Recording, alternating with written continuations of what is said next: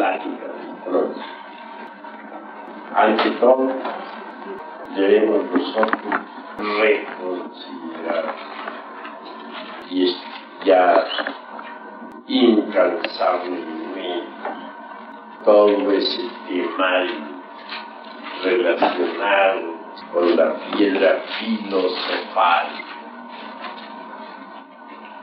En la alquimia se habla siempre de las dos palomas de Diana.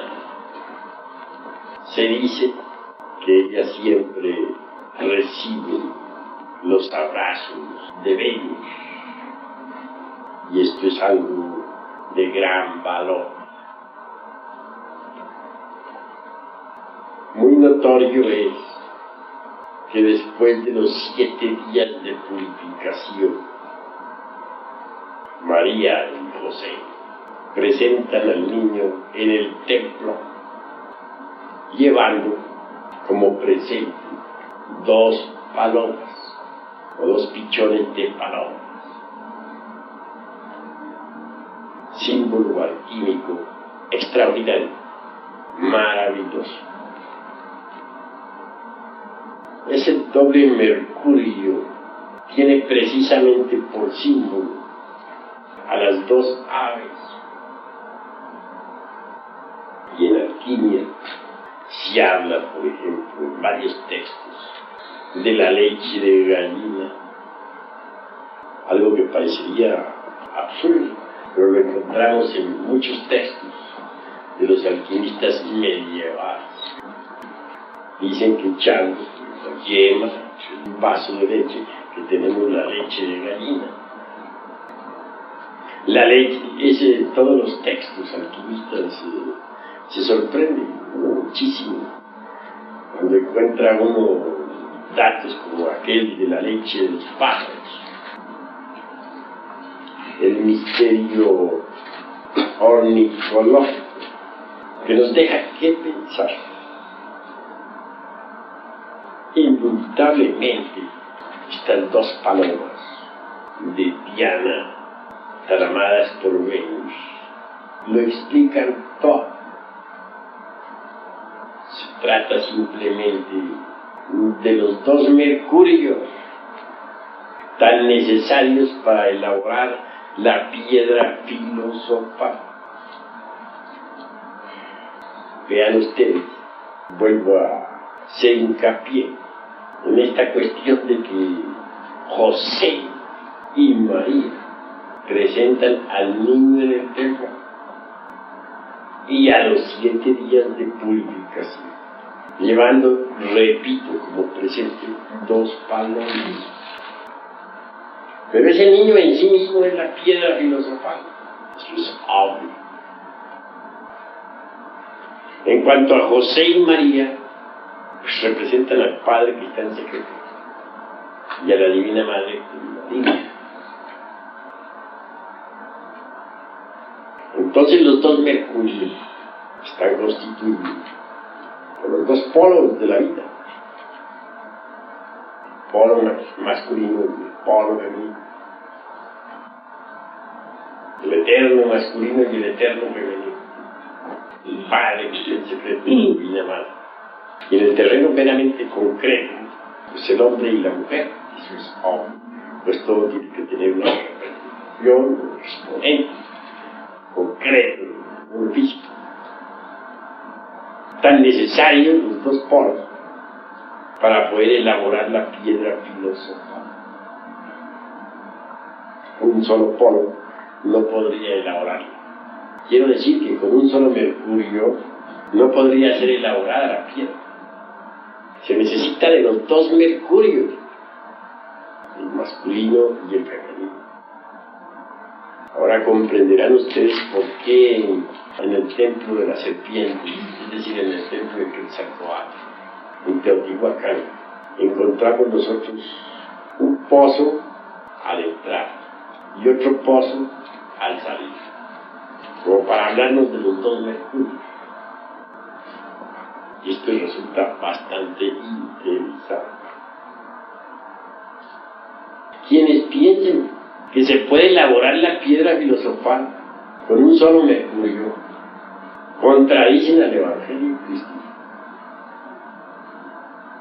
Pero no fue una paloma la que presentaron José y María cuando llevaron al niño al templo, sino 2. Y a los 7 días de purificación, pensemos en que Dios hizo el mundo en 6 días, y al 7º descansó y lo bendijo. Hay que saber entender eso. El Génesis no es algo que pertenece a un pasado. El Génesis es de inmediata actualidad. Y todos nosotros tenemos que trabajar con Génesis, tal como está escrito en la Biblia. Esa es la gran obra. Lo que hizo Dios, crear el mundo, tenemos que hacerlo nosotros al crear nuestro propio universo interior. Si Él se echó 6 días o periodos, nosotros tendremos que echarnos otro tanto. Si Él descansó el 7º, nosotros también tenemos que descansar el 7º. Es el 7º día de purificación. En el 8º simplificio, Señor. Y esto hay que saberlo. Así que, mis caros hermanos, quien llegue a elaborar esa piedra, tiene por tal motivo todos los poderes. Uno sin la piedra filosofal, como les decía el otro, nada vale. No es más que un pobre gusano de la tierra. Y eso es todo. En Praga, Checoslovaquia, durante la Edad Media, floreció la magia, el esoterismo, de forma trascendental. Allí había libertad de palabra, aunque la Inquisición pues estuviera tremenda en toda Europa. Allí se encontraban las gentes más liberales de la época. Y había una colonia, un barrio judío. El geto era indudablemente lo más importante en la colonia judía. Entonces existieron algunos malos reyes, verdaderamente fuertes, que sabían fabricar el golem. ¿Y qué era el golem? Hacían una estatua y luego en la frente le escribían la palabra teme, pero al revés, emet. La conjuraban, la exorcizaban litúrgicamente. Aquella estatua llegaba a tener vida propia y podía transportarse por entre la cuarta vertical de un lugar a otro, traerle cosas al reino, objetos a distancia, etc. Eso sí, ya que le borraba la palabra emet de la frente y le quitaba los verbos de poder, se le quedaba la estatua reducida a polvo inmediatamente. Ese golem, pues, era extraordinario. Pero, obviamente, el golem tiene una significación mucho más profunda. Simboliza la piedra filosofal. Quien la posee puede realizar toda clase de portentos y maravillas. La palabra que se escribía, pues, sobre la frente era teme, escrita de izquierda a derecha, al estilo laico. Es decir, teme en ir a perder tu piedra. Si la pierdes, fracasas. Claro, cuesta bastante trabajo fabricarla, y perderla es una tontería de las más grandes, pero creo que ustedes van entendiendo. Es obvio, pues, que para fabricar la piedra se necesita tan trigo, tantas, se necesita eliminar los elementos indeseables, las entidades del ego, etc. podría uno verdaderamente fabricar la piedra si no eliminara las entidades que constituyen el ego. Eso es claro. Por eso hay que saberlo entender. El trabajo pues suele ser difícil, mas no imposible. Se necesita el esfuerzo. Eso es obvio. Pero hay dos clases de esfuerzo. Está el esfuerzo mecánico y el esfuerzo consciente. Un tipo de esfuerzo mecánico, por ejemplo, es el de los cirqueros, que ejecutan una serie de esfuerzos que no sirven para nada. Absurdos, maromas, etc., que no tienen ninguna importancia. El esfuerzo consciente es diferente. Para que haya esfuerzo consciente tiene que haber un propósito definido y pleno conocimiento de lo que se quiere hacer. No basta únicamente conocer, estudiar, dijéramos, el cuerpo de la doctrina. Esa es una parte, pero no es todo. Se necesita llegar a la unión, digamos, de la doctrina, los principios doctrinarios, es decir, del conocimiento, con el ser. Cuando el ser y el conocimiento se integran, entonces de allí nace el esfuerzo consciente. ¿Cómo sabe uno que una persona posee un conocimiento, mejor dicho, que posee realmente la comprensión? Voy a decir, de la unión del ser y del saber deviene la comprensión. Es, dijéramos, la comprensión en medio periférico que conecta al ser y al saber. Una persona puede tener conocimientos, pero si no ha logrado pues unir a esos conocimientos con el ser, pues no tendrá comprensión. ¿Y cómo sabe uno que una persona tiene los conocimientos, pero no posee la comprensión? Muy fácil. El que solamente tiene los conocimientos no hace sino repetirlos memorizados. Pero si se le exige a una persona que tiene esos conocimientos memorizados, que los exponga en las más diversas formas, desde distintos ángulos, en forma espontánea, natural, no podrá hacerlo. Se contentará con repetir más o menos lo que tiene acumulado en la memoria y eso es todo.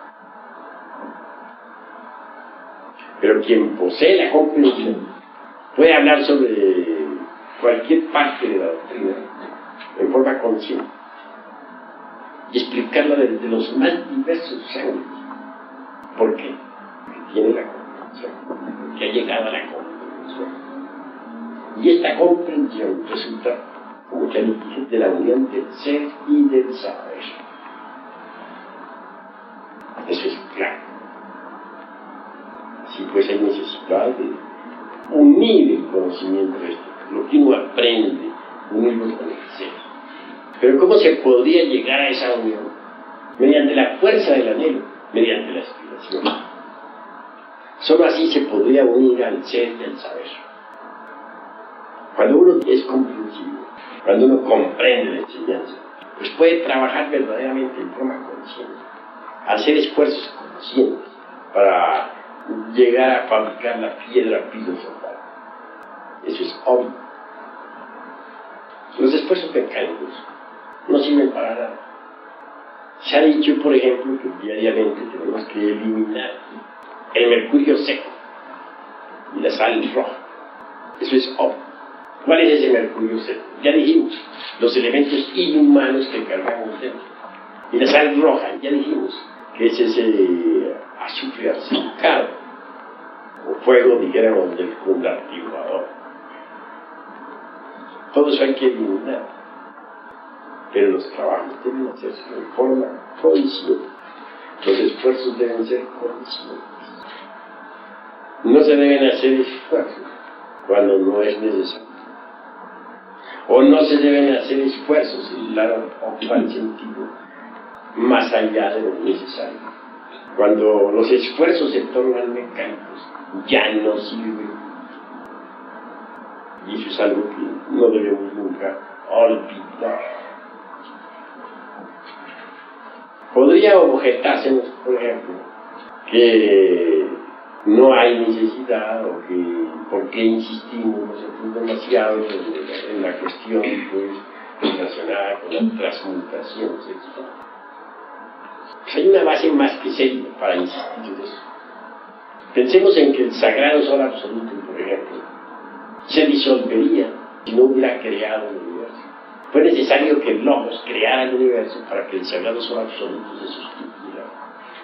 Esto significa que la fuerza que viene del sagrado sol absoluto al chocar contra este universo que fue creado, entonces, dijéramos, repercute, recibe un shock, o regresa al Logos multiplicado. Al regresar el sagrado sol absoluto multiplicada, entonces esa vida la recibe ese sol y se sostiene, vive.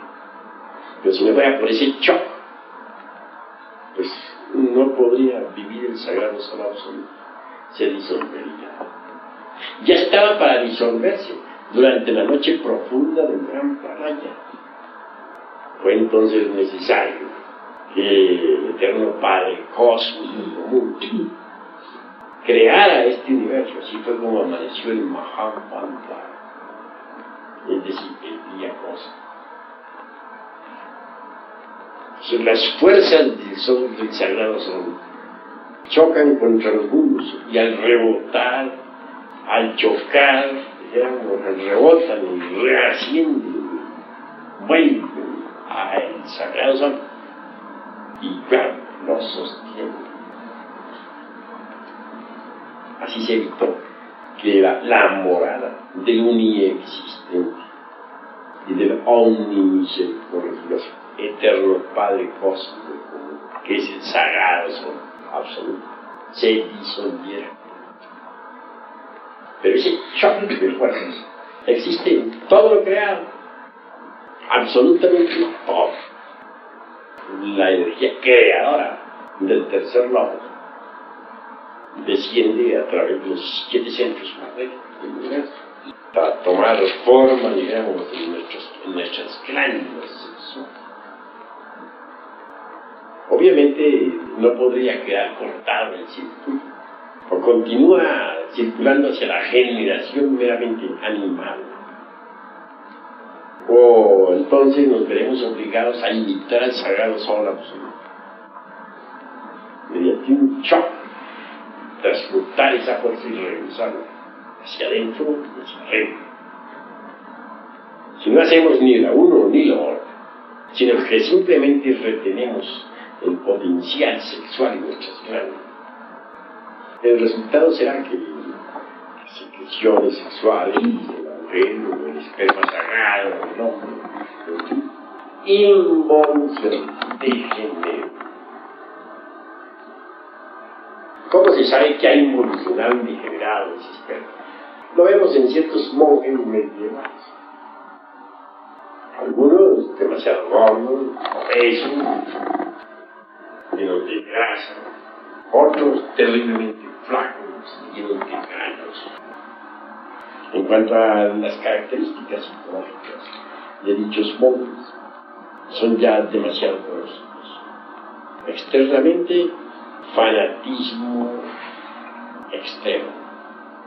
Íntimamente, cinismo experto en alto grado. Esos monjes inquisitoriales que quemaban a las gentes en la hoguera eran terriblemente fanáticos. Después de cometer el delito, espantosamente cínicos. He ahí las características que produce la involución del sexo, la involución del esperma o de las secreciones sexuales. Y esto es bastante grave. Si el sagrado sol absoluto no necesitara de un shock, es decir, de una oposición de masas o mundos para que su energía retornara y multiplicara, nosotros obviamente tampoco necesitaríamos. En este caso, las energías, tanto de él como las nuestras, por sí solas se transmutarían y se cambiarían tipos de fuerzas más elevadas. Pero no es así. Vive el sagrado sol absoluto gracias a la transmutación. Así se sostiene. Se me dirá, ¿por qué? Se explica. Sus fuerzas descienden a través de los 7 centros magnéticos del universo hasta chocar con las masas meramente físicas que son los planetas. Pero luego el choque se cambian las fuerzas de unas en otras, es decir, se transmutan y regresan hacia el vivo. Por tal motivo, si nosotros queremos regresar al sagrado sol absoluto, pues tenemos que hacer lo mismo que hace. Y si intentamos violar esa ley, lo único que conseguiríamos sería la degeneración del esperma sagrado y las secreciones sexuales para buscar dentro del organismo, con sus correspondientes resultados psicológicos. ¿Cuáles son? Por ejemplo, el desarrollo del abominable órgano fundacional y el cargarnos de fuerzas venenios-quirianas terriblemente malignas. Hubo un tiempo durante la noche del gran en que el sagrado sol, que era, dijéramos, auto-egócrata, se sostenía por sí mismo, pero comenzaba ya a perder volumen. Por eso él ni existe, queriendo salvarlo, creó el universo. Amaneció el día, y así es como logró no disolverse, sostenerse. También hubo un acontecimiento en el seno del sagrado sol absoluto que fue extraordinario. Muchas almas, muchos adeptos, ingresaron en principio al sagrado sol, pero como quiera que poseían todavía elementos inhumanos dentro de su interior, el resultado fue terrible. La mezcla del aura, dijéramos, de Isusei con el aura del mundo solar se volvió desastrosa. Ese fue el periodo crítico más terrible, pero afortunado pasó. Al periodo se le halla, y eso fue perjudicial para muchos. Mucho se ha hablado sobre el Theomer Malobos y cómo fue alterado. Bueno, a dicho contacto de esos seres, el sagrado sol se le llama geneotriamazicamiano, un término bastante difícil, ¿verdad? Geneotriamazicamiano, y que sufrió alteración el Theobermalogos, es decir, el logos verbo, logos palabra, eso es cierto. Y el resultado se sintió en todo el universo solar, en todo el sistema. Personas que estaban fabricando los cuerpos existenciales superiores del ser quedaron impregnadas con esa radiación que venía ya alterada. Y muchos individuos que iban para el adeptado en las partes superiores de su ser recibieron perjuicios. Entonces se hizo necesario que el Uniexiste, el eterno Padre Cósmico, creara un mundo secreto de purificación que existe en el sistema solar. En ese mundo secreto, aquellos que quieren ingresar al sagrado sol deben permanecer por un tiempo y eliminan los residuos que les queden y luego pasan al sagrado sol absoluto. Y los habitantes del sagrado sol absoluto, a su vez, que fueron perjudicados, pues pasaron a morar en ese planeta, y él se le conoce con el nombre de planeta purgatorio.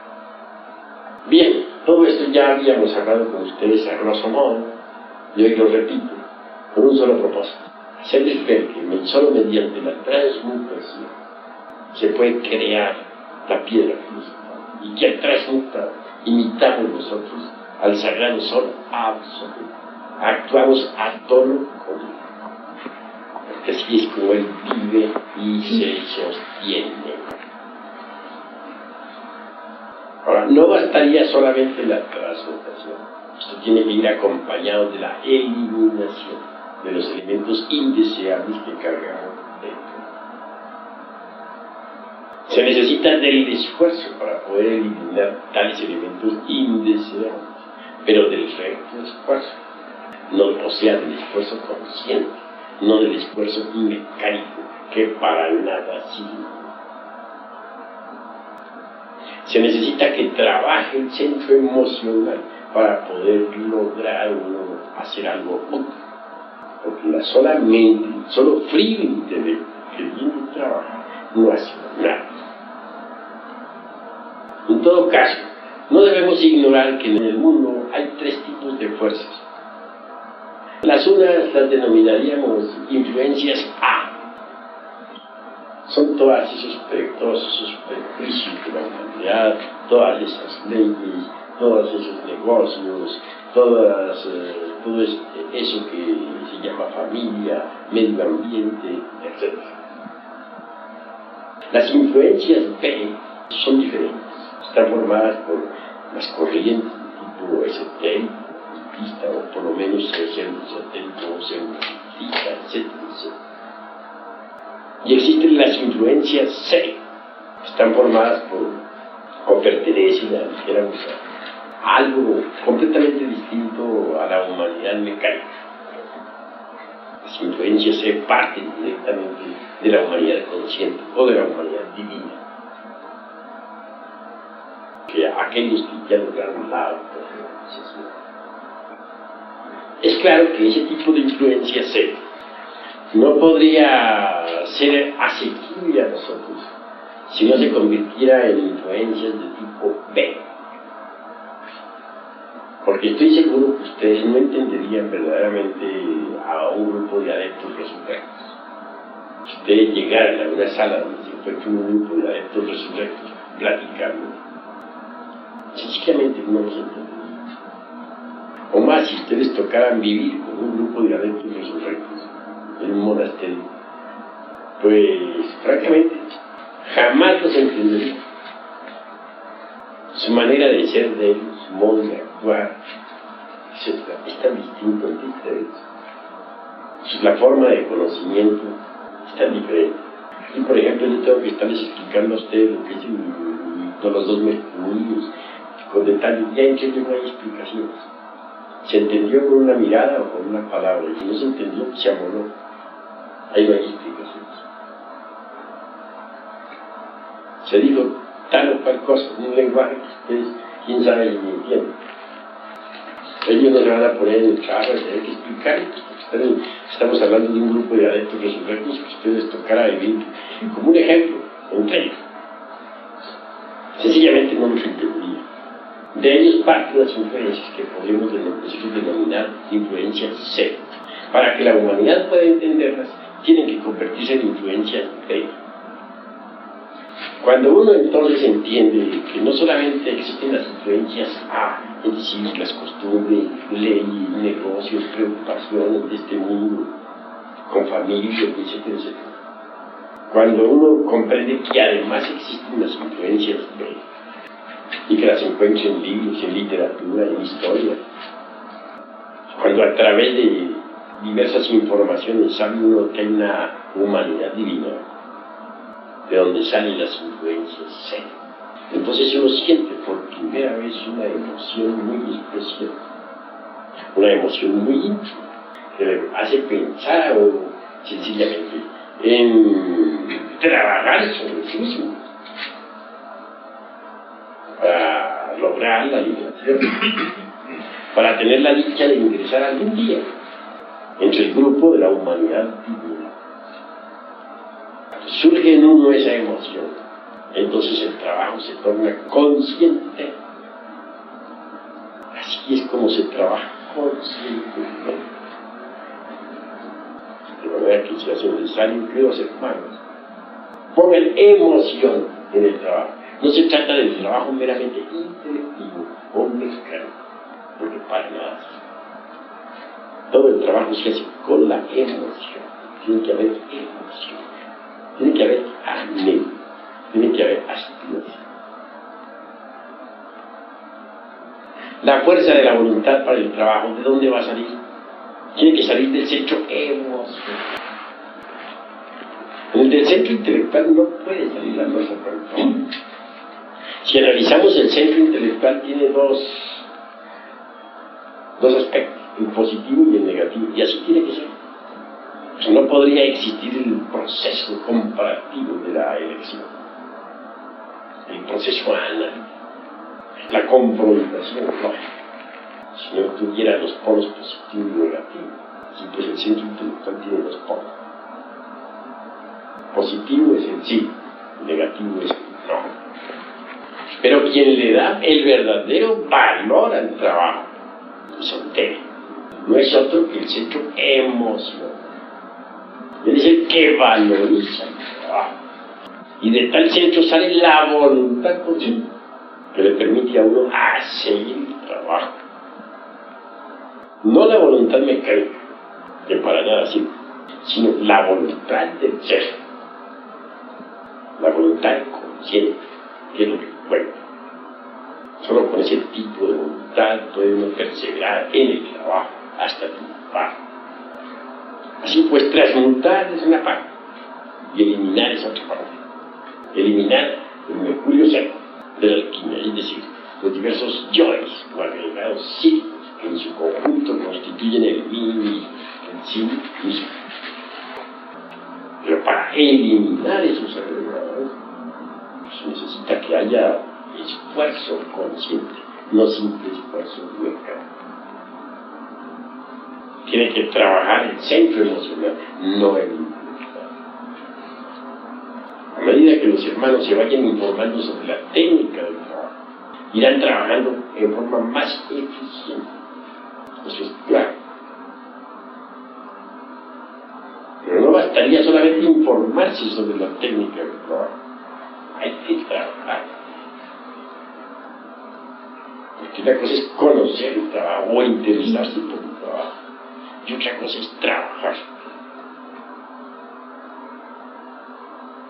Lo más grave en el trabajo es la depresión.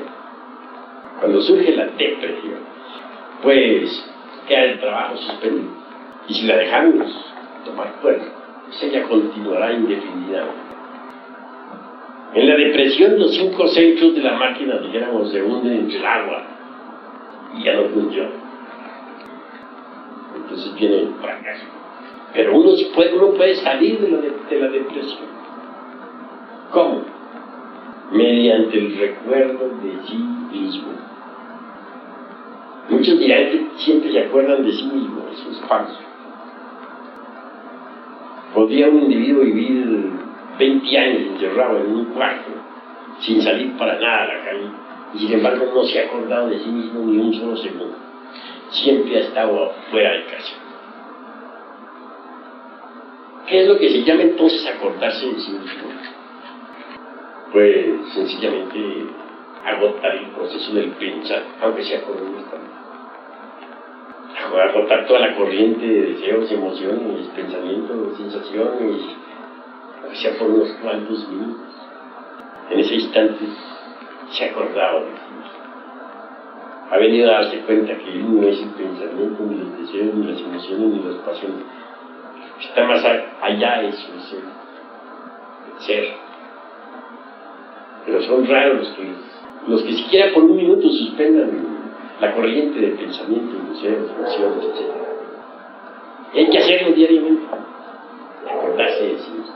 Cuando uno se acuerda de sí mismo, es obvio que entonces la depresión pasa, se agota. Surge otra vez el deseo por el trabajo. La depresión es problemática. Quien está deprimido no tiene ganas de trabajar. Esa técnica. Y no hay otra forma sino acordarse de sí mismo. Si se acuerda de sí mismo, de inmediato pasa la depresión. No olviden ustedes, hermanos, al espejo de la alquimia. El trabajo es un espejo. Uno tiene que aprender a mirarse en los demás. Eso es muy importante. verse. Si vemos un ebrio por la calle, ahí voy yo. Así soy yo cuando estoy aquí. Si vemos un marihuano, ahí voy caminando yo. Así soy yo. Si vemos nosotros una persona iracunda, tronando y relampagueando, qué cara hace. Así soy yo, pero vea qué chistoso, cómo blasfemo, cómo grito, cómo pataleo. Ese soy yo. Y verse ahí. Verse uno y los demás. Eso es algo muy importante. Queremos, por ejemplo, dejar de reñir con alguien. Pues sencillamente, o dejar de objetar. Cambiemos por aquella persona que quiere reñir.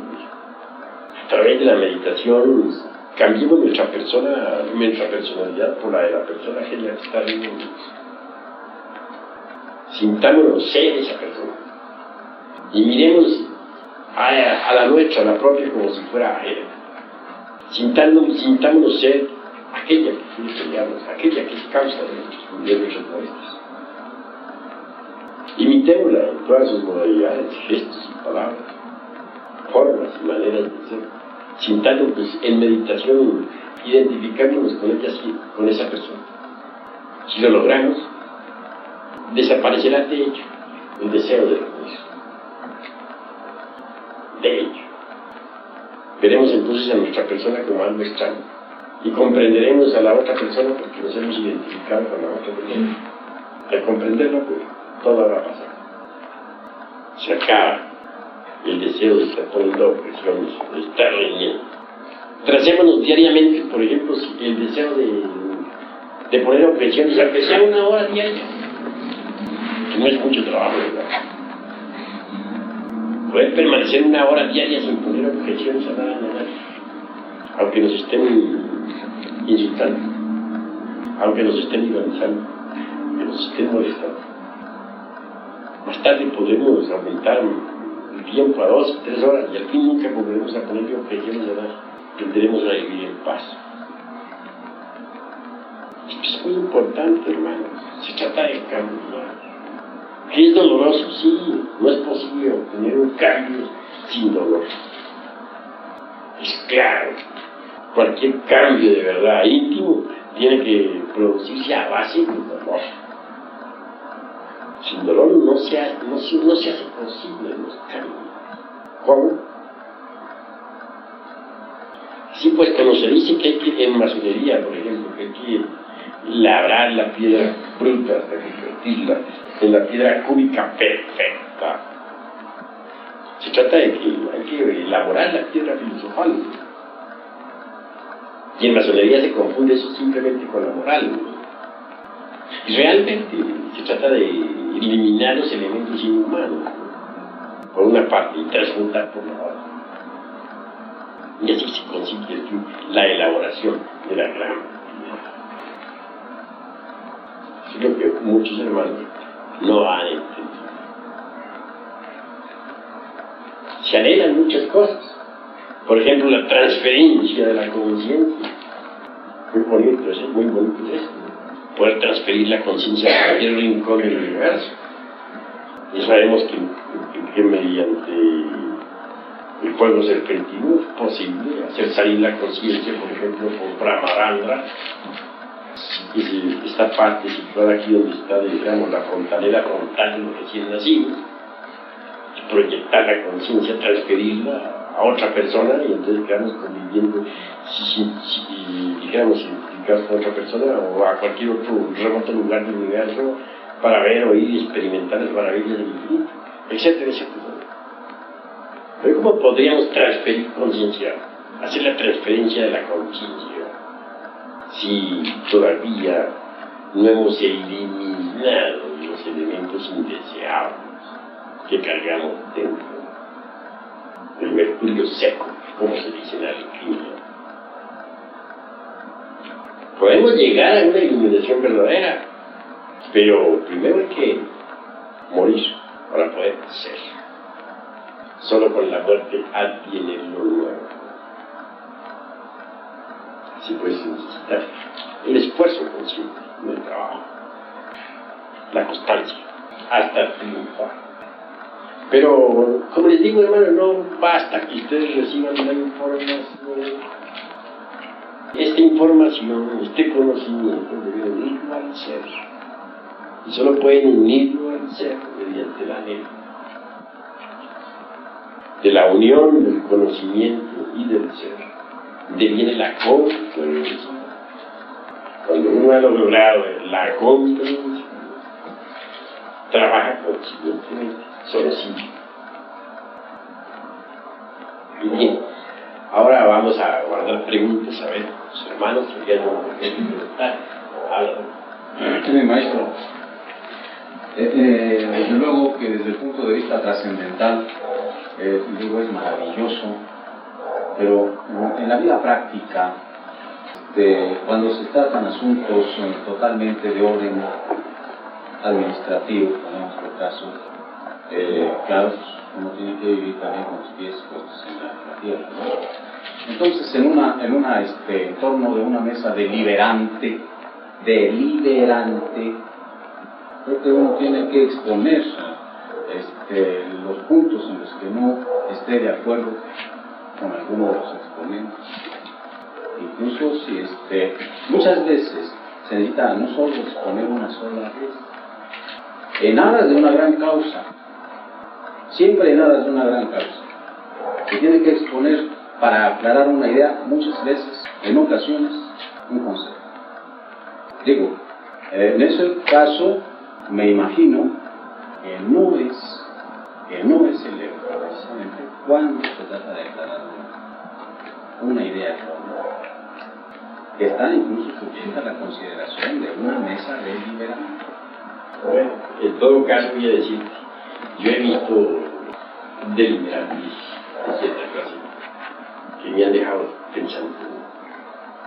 Por ejemplo, he visto un grupo de las 7 potencias, que nosotros las invocamos pues para distintos trabajos esotéricos, mágicos. Deliberaban sobre ciertas formas astrales, imágenes, símbolos, por todos percibidos. Uno decía, bueno, tal símbolo presenta tales y tales características, y por lo tanto, el concepto significa tal cosa. Tomaba otro hermano la palabra y decía, después de reflexionar, decía, he visto también ese mismo símbolo con este otro ángulo, y considero que por tal motivo reviste además esta otra característica. Punto. Llegaba el otro y veía otra característica del mismo símbolo, y cada uno iba exponiendo su concepto, y ya se expuso la totalidad del concepto. Mediante la reflexión comprendieron de una forma tan evidente que no hubo discusión, entendieron y llegaron a la acuerdo sin discusión.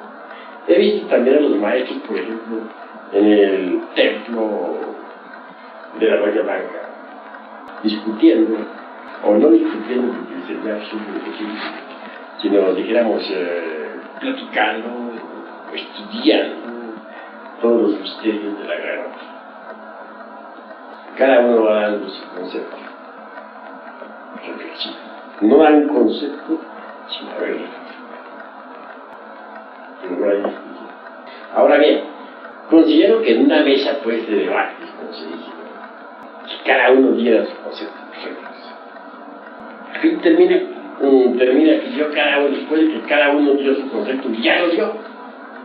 ¿Cómo salir pues de la solución? Ahí sí que por mayoría de votos sería la votación. El concepto que tuvo el mayor número de votos fue el primero. Sin discusión. Pero eso sí, al dar un concepto, tenemos que saber. Si lo hacemos por simple reacción, y entonces ya el concepto no sirve, es el producto de una reacción. Cuando nosotros en mesa de debate vamos a dar un concepto, no debemos hacerlo por reacción, sino por autorreflexión. Dado el concepto, silencio. Y si cada hermano de los de una mesa de debate, y me muestra, se limitara a eso, una vez que cada uno diga su concepto, pues la votación decide.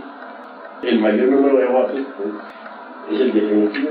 Siempre el concepto de que haya tenido el mayor número de votos. Así, no hay discusión.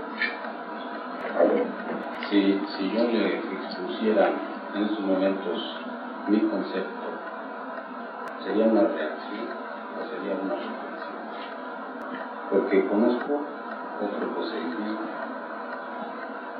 aquel que no se resuelve por mayoría de votos, porque será el caso de las mayorías de votos que se forman camarillas.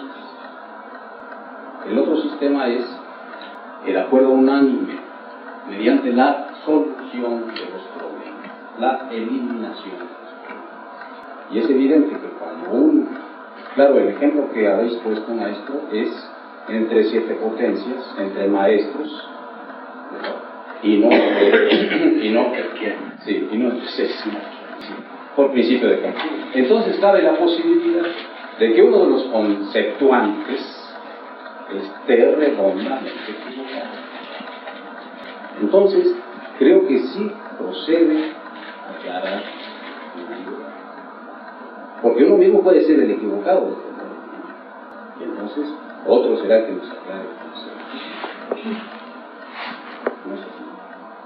Pero en todo caso, me limito a decirte, nada más, que los conceptos deben ser el producto espontáneo de nuestra propia autorregulación. Que cuando nosotros emitimos un concepto como producto de reglas, el concepto ya está condicionado, no lleva la espontaneidad de la vida libre en su movimiento. Así pues, si nos limitamos en forma autorregulativa, si los conceptos vienen de fondo, indudablemente se les da el alto de luz en la actividad. Desafortunadamente, si un hermano procede así, no proceden todos nosotros, y son las. Pero yo únicamente me limito aquí a decir que lo que debería ser, de acuerdo con la enseñanza que nos pone nuestro. Ahora, hace un rato que está usted hablando acerca de los seres aquellos que llegaron a los actos de se había creado un nuevo sistema al cual no la palabra será genocleamanzicano o genocleamanzicaniano. Bueno, quiero decir, el contacto establecido entre los seres perfectos, pero que llevaban todavía algunos elementos humanos con el Sagrado Son se llama contacto genocleamanzicaniano.